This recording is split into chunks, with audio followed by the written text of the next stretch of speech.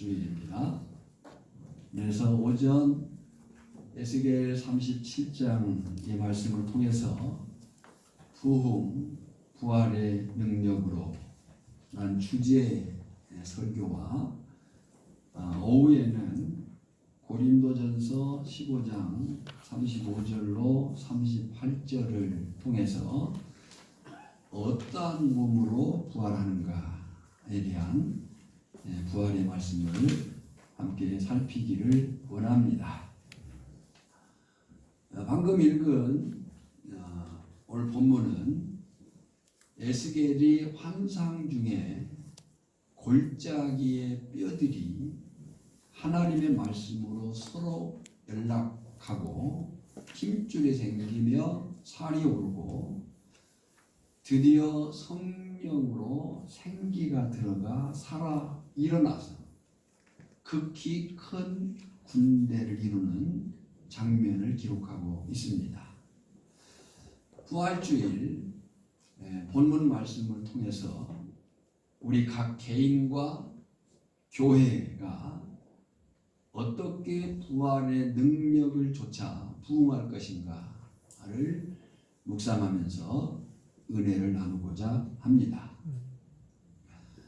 우리는 부흥 그러면 부흥회를 생각하기가 쉬워요.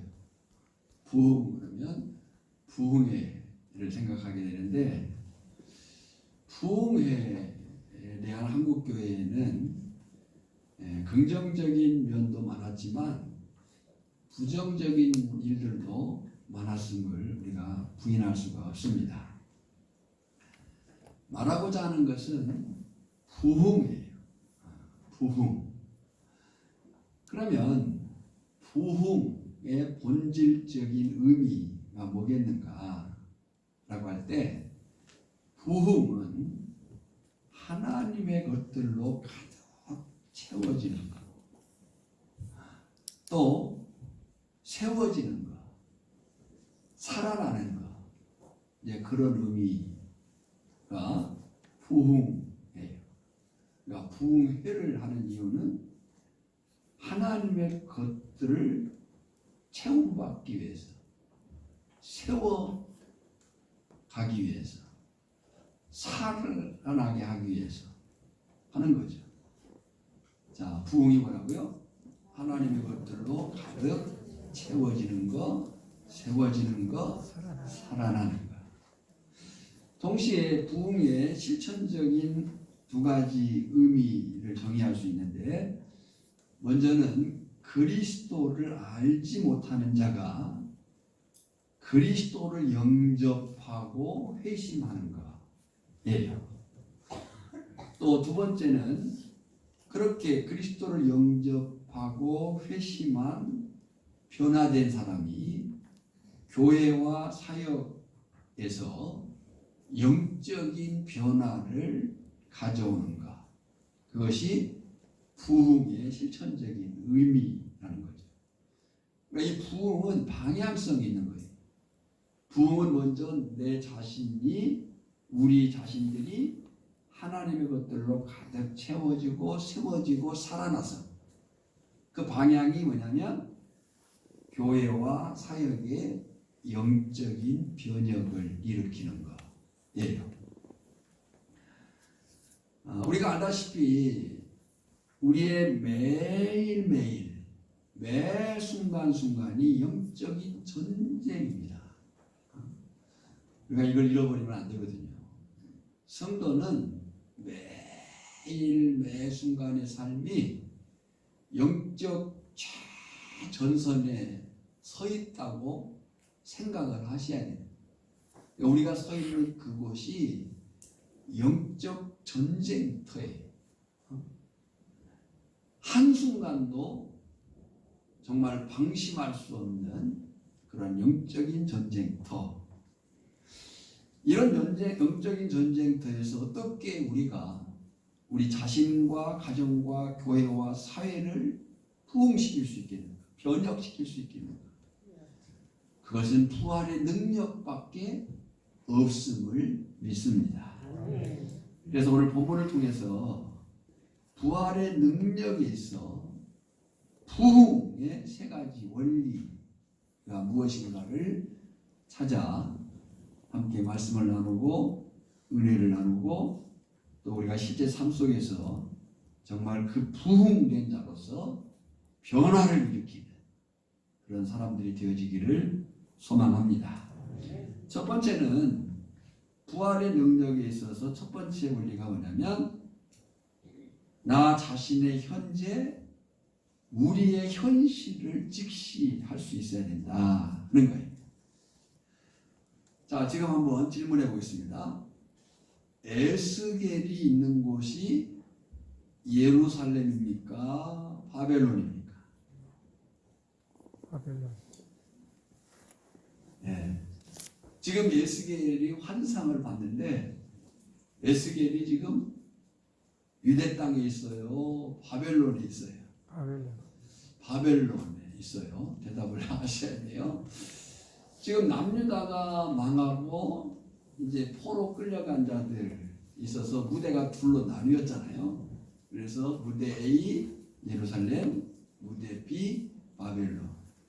이 예루살렘에는 누가 지금 활동하고 있어요?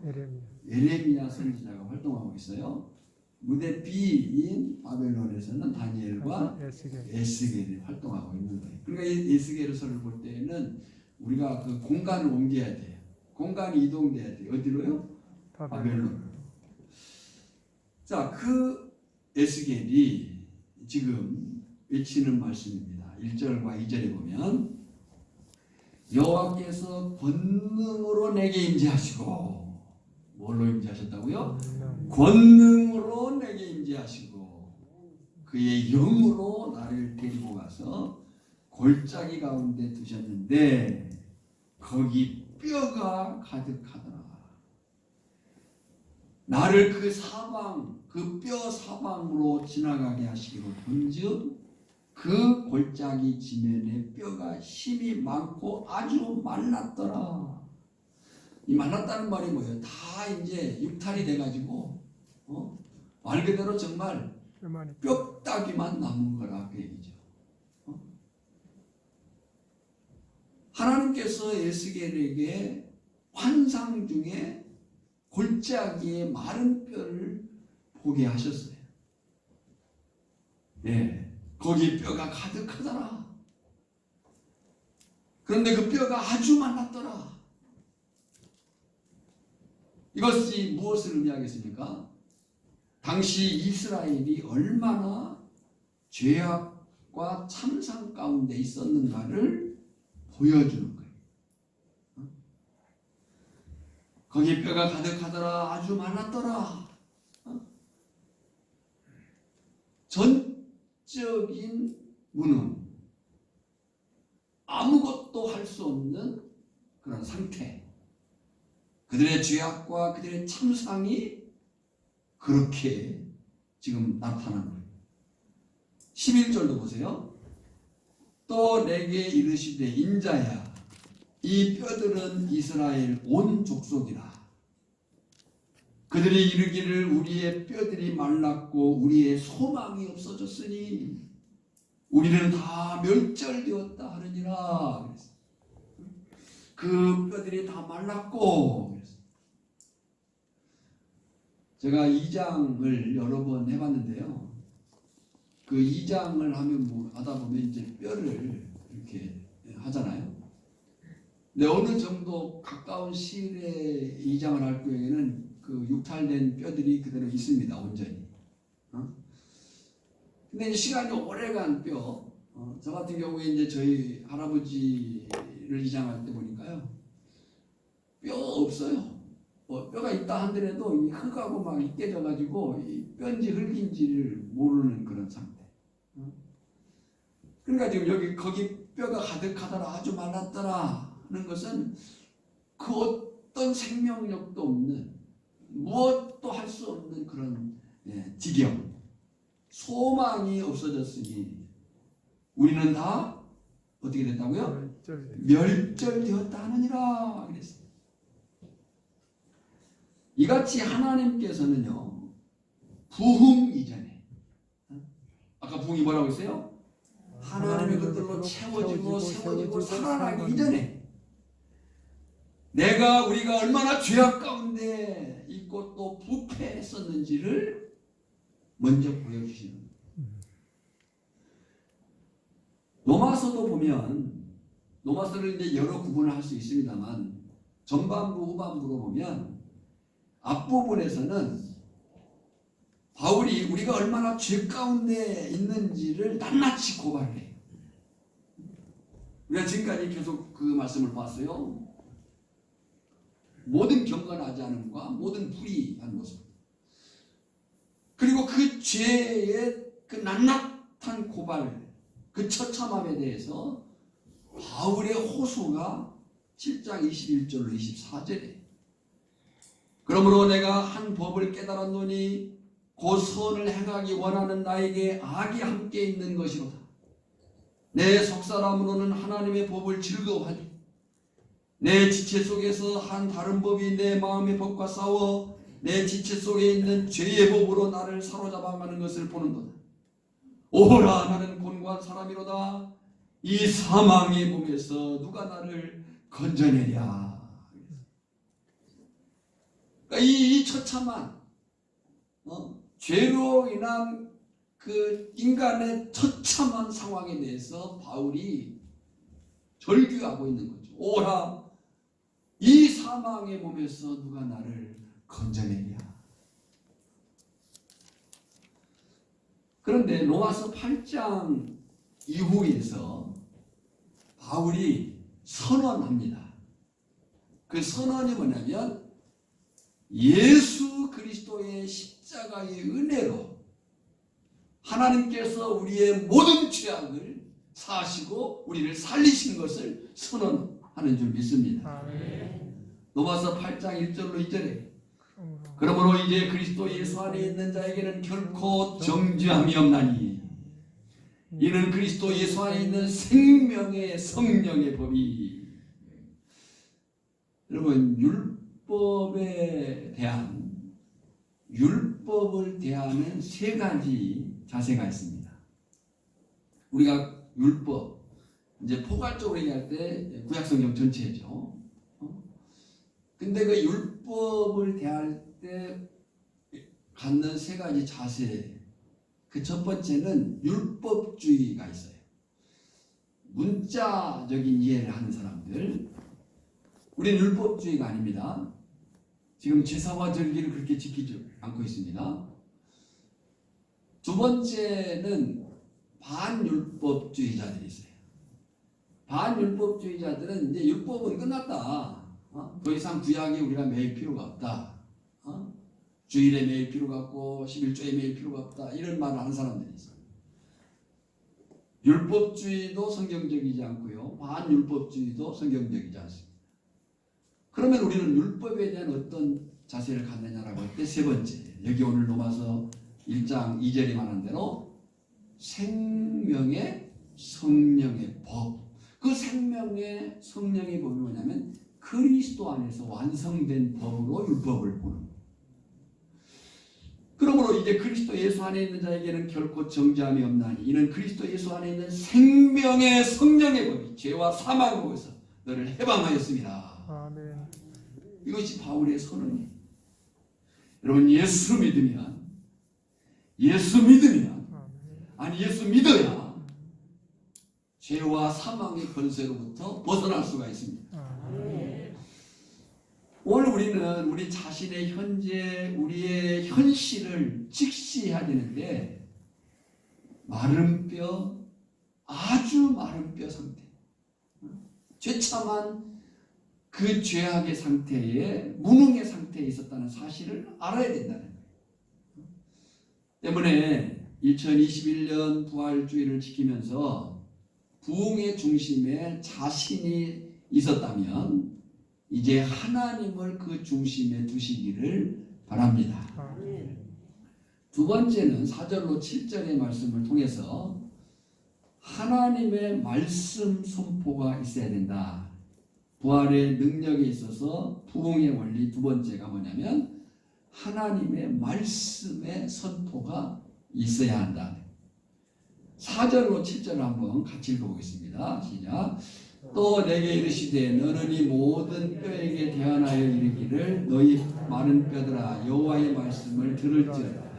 주 여호와께서 이 뼈들에게 이같이 말씀하시기를 내가 생기를 너희에게 들어가게 하리니 너희가 살아나리라. 너희 위에 힘줄을 두고 살을 입히고 가죽으로 덮고 너희 속에 생기를 넣으리니 너희가 살아나리라. 또 내가 여호와인 줄 너희가 알리라 하셨다 하라.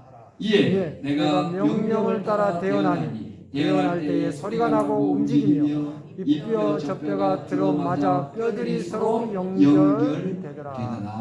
그랬어요. 익히 아는 사실이지만 기독교는 말씀의 종교예요. 하나님의 말씀의 종교. 하나님의 말씀을 중심에 두는 종교. 개혁주의 신앙 중심도 마찬가지죠. 우리가 개혁주의 신앙 중심은 세 가지를 얘기해요. 첫째는 하나님 중심, 두 번째는 말씀 중심, 세 번째는 교회 중심. 말씀 중심, 교회 중심. 하나님 중심, 말씀 중심, 교회 중심. 물론 이 교회는 건물을 얘기하는 거 아니에요. 예수 그리스도 안에서 한 공동체 된 그 사실을 중요시 여기는 거예요. 그러니까 지금 본문도 보면요. 자, 그렇게 뼈, 마른 뼈, 처참한 상태, 전적인 그 무능의 상태. 근데 그 뼈에게 하나님의 말씀의 선포가 있을 때, 우리는 이 사실을 믿습니다. 하나님의 말씀의 선포가 있을 때 뼈와 뼈가 연락하고 힘줄이 생기고 살이 오는 것을 보여주고 있어요. 여러분요, 하나님의 말씀이 우리의 심령에 들어오면 우리의 심령이 반응하기 시작해요. 살아나기를 시작하는 거예요. 하나님의 말씀은 능력이라고 그랬어요. 그 능력, 폭발력이 있어요. 두나미스라고 해요. 그 말씀이 우리 안에 들어오면 말씀이 반응을 일으켜요. 대사로니가 교회를 향한 바울의 칭찬 듣고 했잖아요. 그들이 우리의 말을 들을 때에, 바울이 말하고 있어요. 우리의 말을 들을 때에 사람의 말로 받지 않냐고 하나님의 말씀으로 받음이니 그 말씀이 믿는 자 속에서 역사하느니라. 그러니까 지금 하나님의 말씀의 선포가 있을 때에 뼈와 뼈가 연락하고 힘줄이 생기고 살이 오르는 것을 보여주고 있어요. 오늘 전하려고도 이 역사가 있기를 원합니다. 아멘. 죽었던 영혼이 살아납니다. 시험 들었던 영혼이 믿음으로 회복될 수 있습니다. 아멘. 그런 자신과 가정과 교회와 사회가 변화될 수 있다. 느헤미야 8장을 보면 백성들이 하나님께 돌아오는 그 영광스러운 장면을 소개하는 부분이 있어요. 우리가 느헤미야는 이제 바벨론 포로 생활에서 1차 수룹바벨과 예수아가 돌아오고 2차 누가 들어왔어요? 느헤미야가 돌아오고 느헤미야가 뭘 했습니까? 예루살렘 성벽을 짓고 후 누가 돌아옵니까? 에스라가 돌아와요. 그리고 이제 이 느헤미야와 에스라가 공동으로 사역하는 부분이 나옵니다. 그래서 업자들은 이 느헤미야서와 에스라서를 하나의 성경으로 보는 경우입니다. 그리고 이제 느헤미야 8장 이후에 가서 보면 이 느헤미야와 이 에스라가 공동 사역을 하는 데 있어서 그 사역의 중심이 뭐냐면 하나님의 말씀입니다. 여러분, 교회의 공동체는, 하나님의 나라 공동체는 그 통치의 방식이 하나님의 말씀입니다. 그러니까 교회는 건물도 아니고요, 조직도 아니고요, 재정도 아니에요. 그건 필요일 뿐이에요. 네. 하나님의 교회의 본질이요, 중심은 항상 하나님의 말씀이에요. 그래서 우리가 말씀을 더 알고 더 배우고 더 알기를 힘써야 돼요. 아멘. 그래서 목사가 성경 공부하자 그러면 정말 열심히 참여를 하셔야 돼요. 아멘. 아멘을 딱 한두 번밖에 안 했어요. 목사가 다시 자 이제 약속한 거예요. 목사가 말씀 공부합시다. 그러면 아멘 하고 참석을 하셔야 돼요. 아멘. 왜 그러는데?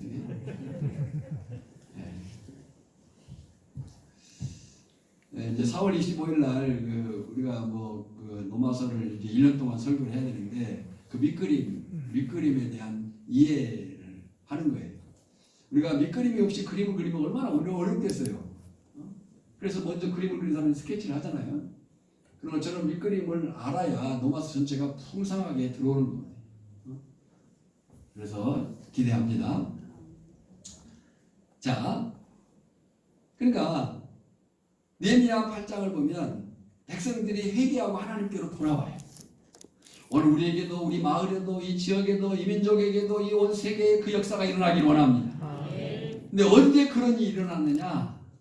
언제 하나님의 백성들이 회개하고 하나님께 돌아왔느냐? 에스라가 광장에서 하나님의 말씀을 선포했을 때. 느헤미야 8장 3절 이하 보면요. 앞에 보시면서 들으시기 바랍니다. 수문 앞 광장에서 새벽부터 오전까지 남자 여자 무릇 알아들을 만한 자의 앞에서 읽음에 뭘 읽었어요? 말씀 읽었죠. 율법책을 읽음에 뭇 백성이 그 율법책에 귀를 기울였는데 때에 학사 에스라가 특별히 지은 나무 강단의 섬에 학사 에스라가 모든 백성 위에 서서 저희 목전에 책을 펴니 책을 펼 때에 모든 백성이 일어서니라. 그러니까 그 당시에 그 사람들은 하나님의 말씀을 어떻게 들었다는 거예요? 지금 우리처럼 의자에 떡 앉아가지고 듣는 게 아니에요. 일어서서 들었어요. 책을 펼 때 모든 백성이 일어서니라 그랬어요. 지금은 우리가 예배하기 워낙 편리해진 거죠. 이제 문화가 바뀐 거죠. 의자 문화로 우리가 바뀌었어요. 얼마 전까지 오래전까지 안 해도요. 아마 여기 계신 우리 장로입니다. 권사님, 지사님들을 보면은 그 맨 바닥에서 예배할 때가 많이 있었을 거예요. 네. 그런 줄 알았어요. 그 당시에. 근데 어느 순간에 이제 의자가 들어오고 지금 의자가 없이는 이제 어려워진 상황이. 자, 뭐 그건 중요한 건 아니고요. 책을 뺄 때 모든 백성이 어떻게 했다고요? 일어서니라. 우리가 뭐 자세적으로 일어설 필요는 없겠지만 하나님의 말씀을 들을 때 우리 자세를 곧게 하고 아멘. 우리의 심령이 일어서기를 원합니다. 아멘. 일어서 있어야 됩니다. 처져 있으면 안 돼. 일어서니라. 12절 모든 백성이 곧 가서 먹고 마시며 나누어주고 크게 즐거워하였으니 이는 그 읽어 들린 말을 밝히 알미니라. 할렐루야. 우리에게도 이 역사가 있기를 원합니다. 여러분요, 우리가 하나님의 말씀을 깨달으면요 흥분이 되는 거예요. 그 흥분은 잘못된 흥분이 아니에요. 그 흥분은 영적인 그 즐거움을 누리는 거예요. 영적인 즐거움을 누리는 사람들은요 또 다른 사람들이 그 말씀을 전하지 않을 수 없는 그 뜨거움이 생기는 거예요. 13절 보세요. 그 이튿날 뭇 백성의 족장들과 제사장들과 내일 사람들이 율법의 말씀을 밝히 알고자 하여 학사 에스라의 곳에 모여서 뭐 여기 계신 우리 오래 신앙생활 하신 분들은 경험이 있으시겠지만 저도 거기까지 경험이 있습니다. 부흥회 하면은 일주일 했습니다. 그렇죠? 뭐 지금처럼 2박 3일 그런 게 한 이틀 3일 한 게 아니에요. 일주일 했어요. 교사 강습하면요. 저희가 이제 제가 익산에서 살았으니까 그 청년 때 교사 강습하면 군산 구암교로 갔습니다. 군산 교암교 가지고 합숙을 하면서 그 일주일 동안 말씀을 배우고 율동을 배우고 그랬었어요. 오늘 우리에게 그런 말씀의 회복, 성령의 뜨거움 그런 역사가 다시 일어나기를 원합니다. 그러니까 이튿날 뭇 백성의 족장들과 제사장들과 내일 사람들이 뭘 하고자 싶어서요? 율법의 말씀을 밝히 알고자 하여 우리에게 이 하나님의 말씀에 대한 이 뜨거운 열망이 있기를 원해요. 누가복음 4장 31절 이하를 보면 예수님이 갈릴리 가버나움에서 가르치시는 사역을 하십니다. 근데 그때 하나님이신 성자 하나님이신 예수님이 말씀을 가르치는 사역을 할 때에 그 말씀의 권위에 사람들이 놀랐다 그렇게 말해요. 근데 그렇게 예수님이 말씀을 가르칠 때에 회당에 더러운 귀신 들린 사람이 있었어요. 이 더러운 귀신도 질이 다양해요.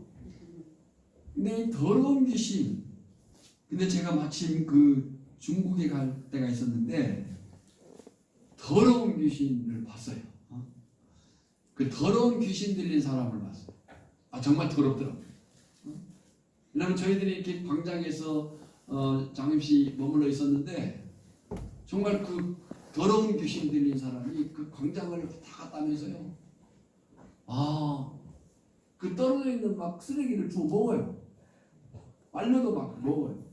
그 떨어져 있는 뭐 먹을 것도 아니에요. 먹고 그 이렇게 조금 그날 좀 비가 왔어요. 그러니까 웅덩이에 그 물을 막 떠서 마셔요.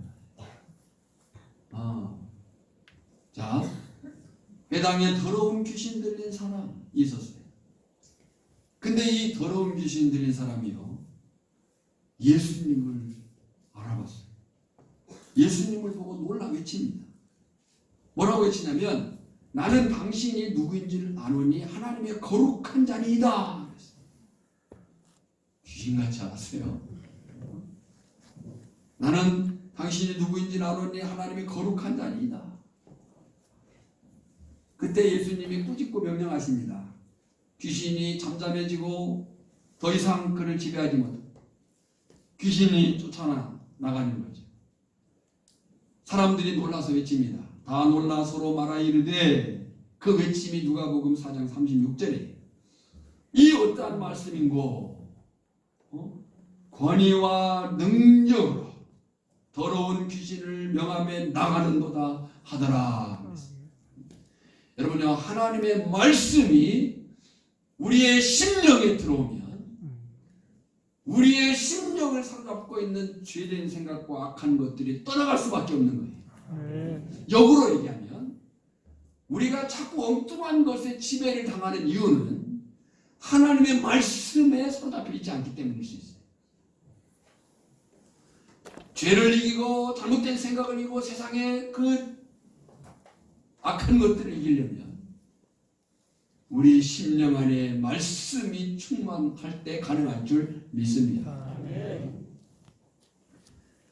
2021년 부활절 아침에 오늘 전하 여러분과 오천교회 공동체가 그렇게 말씀이 있는 교회, 말씀의 역사가 있는 교회로 다시 세워지기를 축원합니다. 세 번째는 봉의 원리, 성령의 생기를 받아야 한다. 8절로 10절입니다. 앞에 보면서 같이 한번 읽어볼까요? 내가 보니 그 뼈에 힘줄이 생기고 살이 오르며 그 위에 가죽이 덮이나 그 속에 생기는 없더라. 또 내게 이르시되 인자야 너는 생기를 향하여 대어라. 생기에게 대언하여 이르기를 주 여호와께서 이같이 말씀하시기를 생기야 사방에서부터 와서 이 죽음을 당한 자에게 불어서 살아나게 하라 하셨다 하라. 이에 내가 그 명령대로 대언하였더니 생기가 그들에게 들어가매 그들이 곧 살아나서 일어나 서는데 극히 큰 군대다. 사실 마른 뼈, 아주 마른 뼈는요 흙에 불과해요. 근데 그 흙에 생기를 불어서 생명이 되게 해요. 그들이 어떻게 됐다고요? 지극히 큰 군대가 돼요. 근데 이 말씀의 사실이 어디선가 본 듯 하잖아요. 창세기 2장 7절. 이렇게 말하면 성경을 착착착 찾아가는 소리가 있어야 되는데 창세기 2장 7절에 보면 제가 일부러 안 해놨어요. 창세기 2장 7절.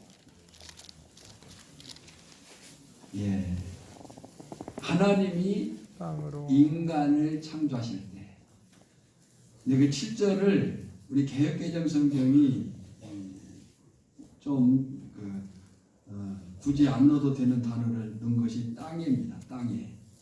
개역 성경에는 그냥 하나님 여호와 하나님이 흙으로 그랬는데 이 흙으로가 하아다마거든요. 아다마가 흙입니다. 하아다마. 그런데 개역개정이 땅의 흙으로 그랬어요. 어쨌든 우리가 개역개정 성경을 보고 있으니까 7절 한번 읽어보겠습니다. 시작. 여호와 하나님이 땅의 흙으로 사람을 지으시고 생기를 그 코에 불어 넣으시니 사람이 생명이 되리라. 그러니까 흙으로 사람을 지으셨지만 그것은 그냥 사람의 형체는 가졌었지만 그냥 흙덩어리에 불과한 거죠. 근데 그 코에 생기를 루하의 불어서 그 코에 생기를 불어넣으니 뭐가 됐다? 생명이 되었다는 게 생명이 되었다. 여러분 말씀이 선포할 때 뼈가 연락하여 형체는 생겼지만 일어나지는 못했어요. 근데 성령의 생기를 부은 이후에 뼈의 형체들이 생기를 얻어서 살아 움직이기 시작하는 거예요. 이것이 말씀과 함께 역사하는 성령의 능력인 줄 믿습니다. 사도행전 역사를 무엇이라고 할까? 교회 역사가 어떤 역사인가? 라고 할 때 우리는 그것을 성령의 역사라고 해요. 그래서 사도행전이라고 말하지만 성령행전입니다. 사도들이 활동한 사실을 기록하고 있지만 사실은 성령이 활동한 역사죠. 사도행전 1장 8절도 보면 오직 성령이 너희에게 임하시면 너희가 권능을 받고 그랬어요. 여러분요, 우리가 요한복음 1장 12절에 보면 영접하는 자 곧 그 이름을 믿는 자들에게는 하나님의 자녀가 되는 권세를, 이 권세는 신분입니다. 우리가 예수 그리스도를 구주와 주님으로 믿으면 우리의 신분이 바뀌어요. 하나님의 자녀. 그런데 그 하나님의 자녀의 신분이 중요하지만 그 신분만으로는 안 되는 거예요. 그래서 오늘 여기 사도행전 1장 8절에서 오직 성령이 너희에게 임하시면 너희가 권능을 받고, 이 권능이 능력인 거예요. 너희가 권능을 받고 예루살렘과 온 유대와 사마리아와 땅끝까지 이르러 내 증인이 되리라. 그리고 2장 1절로 4절에 보면 오순절날이 이름에 너희가 다같이 한 곳에 모였더니 호련히 하늘로부터 급하고 강한 바람 소리가 있어 저희 앉은 온 집에 가득하매 불의 혀같이 갈라지는 것이 저에게 보여 각 사람 위에 임하여 있더니 그 다음 같이 읽습니다. 저희가 다 성령의 충만함을 받고 성령이 말하게 하심을 따라 다른 언어로 말하기를 시작하니라. 바로 이 성령의 권능을 입은 그들이 예수님이 말씀하신 대로 예루살렘과 유다와 사마리아와 유럽, 아시아 전 세계를 향해서 주님의 증인으로 살 수 있었고 오늘 여기 이 금산면 오천리까지 108년 전에 주의 복음이 임하게 되고 오늘 현재 우리가 그 복음 안에서 살아가고 있는 줄 믿습니다. 이 복음의 역사는 지난번 정도현 선교사님 와서 말했듯이 이제 사도행전 28장으로 끝나는 게 아니고 사도행전 29장을 사도행전 30장을 써나가야 됩니다. 누가 그걸 써나가야 돼요? 우리가 그 사실을 써나가야 됩니다. 여러분 저는 목사로서 기도하면서 기대가 있습니다. 코로나19로 인해서 세계가 지금 멈춰 있는 것 같고 교회가 멈춰 있는 것 같지만 아니라고 생각해요. 아멘을 하십시오. 그랬어요. 뭐가 아니냐? 뭐가 아니냐? 지금 일반의 상황 속에서 볼 때에 일반의 상황 속에서 볼 때에 마치 이제 끝난 것 같고 멈춰 있는 것 같지만 아니에요. 하나님은 그 잠잠함 속에서 당신의 사람들에게 성령의 권능을 부어주셔서 사람 살리는 일을 하실 것이다. 여러분 놀라지 마십시오. 지금 제가 관계하고 있는 그 어성경 성경 읽기 방에요. 성경 읽기 방 여러 사람들이 운영하고 있거든요. 톡방에서 단톡방으로 수많은 사람들이 성경을 읽고 있어요. 아무것도 안 하는 게 아니에요. 만나지 못하지만요, 전 세계적으로 강의를 하고 있습니다. 네, 지금 저도 하고 있습니다. 전남 동부뿐만 아니라 우리가 하니까 이제는 지역적으로 할 때는 이 지역만 할 수밖에 없었는데 줌을 하니까 울산에서 등록하고요, 대구에서 등록하고요, 이렇게 하는 경향들이 있는 거예요. 여기에 우리 이 오천교회 저나 여러분이 동참하고 하나님의 역사를 기대하며 성령의 권능의 사람들로 세워지기를 원합니다. 우리가 2021년 또 한 번의 부활주의를 지키는 것은 그렇게 중요하잖아요. 2021년 부활절을 통해서 다시 한 번이 잠잠했던 이 것들이 하나님의 일하심을 깨닫기를 원하고요. 아니요, 사람들이 끝났다고 할지라도, 세상이 마치 끝난 것 같이 표현한다 할지라도 하나님의 역사는 한 번도 끝난 적이 없습니다. 오히려 그 속에서 하나님은 당신의 사람들을 통해서 역사하실 것이다. 지금 그 말씀을 우리에게 하고 계신 거예요. 오직 성령이 너에게 임하시면 너희가 권능을 받고 예루살렘과 온 유대와, 자, 예루살렘이 서천과 동천과 청석을 준반으로, 이 금산과 전라남도 전라북도, 정말 이 대한민국, 아시아, 아프리카, 남미, 북미, 오세아니아 열방들을 향해서 주의 복음을 증거할 수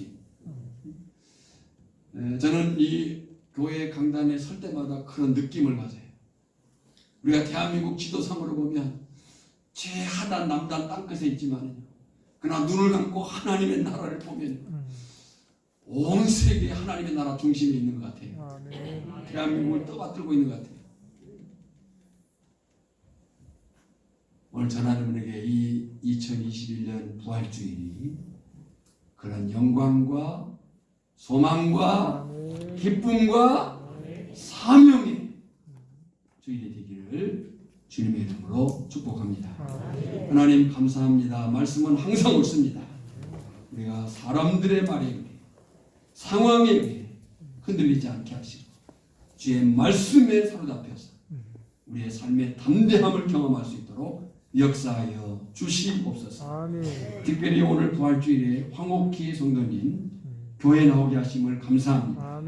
그 일생의 가장 큰 귀한 복된 일이 되게 하시고 그 심령의 말씀이 심겨지게 하시고 예수 안에 사는 기쁨을 누리고 그로 인해서 그 지역의 사람들이, 주변의 사람들이 다시 예수 앞에 나오는 그런 영광이 되게 하여 주시옵소서.